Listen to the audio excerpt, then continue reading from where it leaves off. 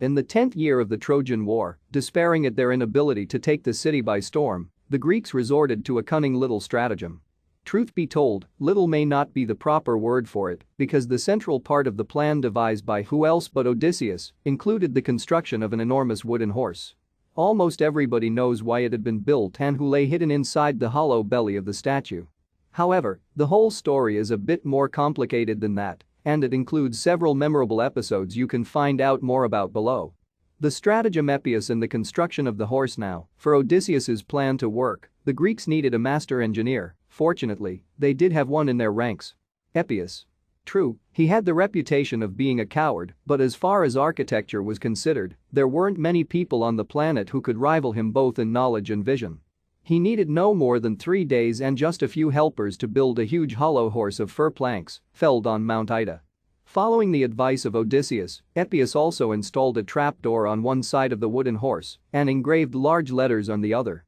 For their return home, the Greeks dedicate this thank offering to Athena. The heroes in the horse. Once the wooden horse had been built, Odysseus proceeded to persuade the bravest and the most skillful of the Greek warriors present at Troy to climb, fully armed, into its belly. Some say that there were 23 of them, while others speculate with numbers between 30 and 50. Either way, we know for sure that, in addition to Odysseus, Menelaus, Diomedes, Neoptolemus, Acamas, Sthenelus, and Thoas were also there. Even though hesitant and scared stiff, Epius joined the party as well. He was, after all, the only one who knew how to operate the trapdoor. The rest of the plan. Once the night had fallen, the remaining Greeks burned their tents and, led by Agamemnon, sailed off to the nearby island of Tenedos. The plan was to stay there for a night and then go back to Troy. Odysseus's first cousin, Sinon, was the only one left behind, and for a reason. He was supposed to signal them the appropriate moment for their return. The discovery of the Trojan horse Priam, Thymotes, and Capys at break of day, the Trojan scouts were met with a sight that must have been beyond joyful. The camp of the Greeks lay in ashes, deserted and all but empty. Priam and his sons immediately went out to witness this miracle with their own eyes, and, of course, the only thing they could find there was a giant wooden horse dedicated to Athens. They stood in wonder for some time before Thymotes suggested that they should take the horse into Troy and pull it up to Athens' citadel. Capys, however, had other ideas. We should hurl into the sea this false Greek gift, or underneath it, thrust a kindling flame, or pierce the hollow ambush of its womb with probing spear. Athene favored the Greeks for far too long. Priam was in favor of Thymotes' proposal. Since the horse was an offering to a goddess, desecrating it didn't seem to the king of Troy as such a great idea. Laocoon's warning at that very moment, hurrying down from the citadel and followed by a large crowd, the Trojan priest Laocoon started shouting from afar. "Oh unhappy men! What madness this?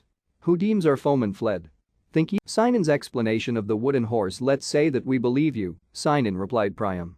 "But what's with the horse?" "Oh, that? It is merely a placatory gift to Athene, who stopped helping the Greeks after Odysseus and Diomedes stole a statue from her temple." Nonetheless, Priam had a good follow-up question: why make it so huge? But Sinon had an even better answer. "So that you are unable to bring it into the city. For Calchas had prophesied that if you defile it, a horrible ruino, may the gods bring it on Calchas rather, would come on your throne. However, if you manage to wheel it to your own citadel, then you will become a ruler of all Asia and invade Greece." "The death of Laocoon lies, all lies," cried Laocoon. Every word he uttered sounds as if invented by Odysseus. "Believe him not, Priam." However, it is difficult for one to blame the king of Troy for not taking the Trojan priest seriously when, just as he was saying this, 2 serpents swam out of the sea and strangled Laocoon and his twin sons. In reality, the snakes were sent by Apollo in punishment for when Laocoon once slept with his wife in front of Apollo's image. To the eyes of the Trojans, however, they were a sign of the gods. Sinon had obviously spoken the truth, and Laocoon was punished for lying and throwing a spear at the horse. The bloody celebration. Helen and Deiphobus. With much effort, the Trojans dragged the wooden horse inside their gates, consecrated it to Athene, and started wildly celebrating their victory. During the festivities, Helen and Priam's son Deiphobus sneaked to the wooden statue. As Deiphobus was observing it in marvel and patting its planks, Helen amused him by calling out the names of the Greek heroes in the voice of their wives. It is not known whether Helen was a part of the plan as well, and this was a whim of overconfidence, or whether she was merely joyful, but, owing to either displeasure or eagerness, many Greeks were tempted to leap out of the horse at this point, especially Menelaus and Diomedes. However, Odysseus restrained them all, patiently waiting for the proper moment for him to enact the final act of his devious plan.